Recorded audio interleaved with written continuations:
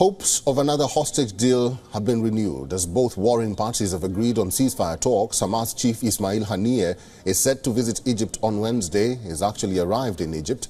He is due to meet Egyptian intelligence chief to discuss a new agreement. This comes after the trilateral meeting between the heads of Israel's Mossad and United States CIA with Qatari Premier in Warsaw.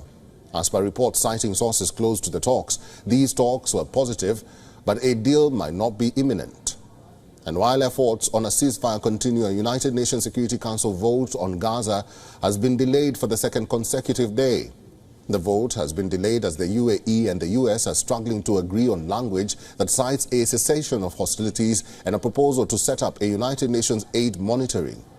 Meanwhile, Israeli army says it is advancing in the south as well as in the north of Gaza. The IDF raided and detained staff at two of the last functioning hospitals in northern Gaza.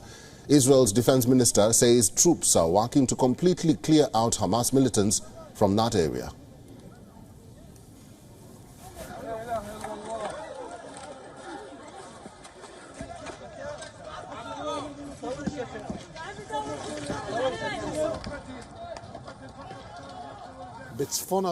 In the north of the Gaza Strip, the activity is focused on the final clearing of the area in Gaza and going underground to in-depth tunnels where we have found a very large cache of all sorts and significance, which will be revealed to the public.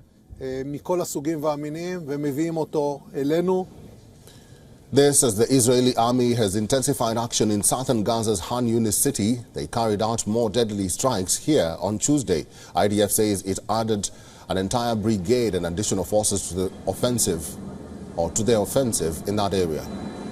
Palestine Red Crescent Society says at least 8 Palestinians were killed and 34 others were wounded in central Gaza on Tuesday.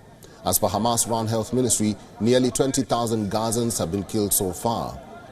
On the other hand, Palestinian militant group Islamic Jihad has released a video of 2 hostages pleading to be freed.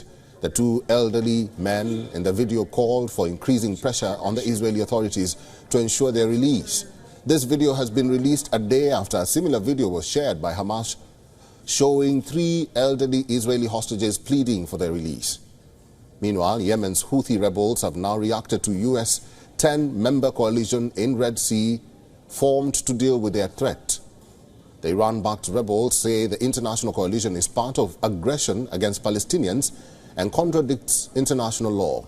The Houthis have warned that any country that acts against them will have its ships targeted.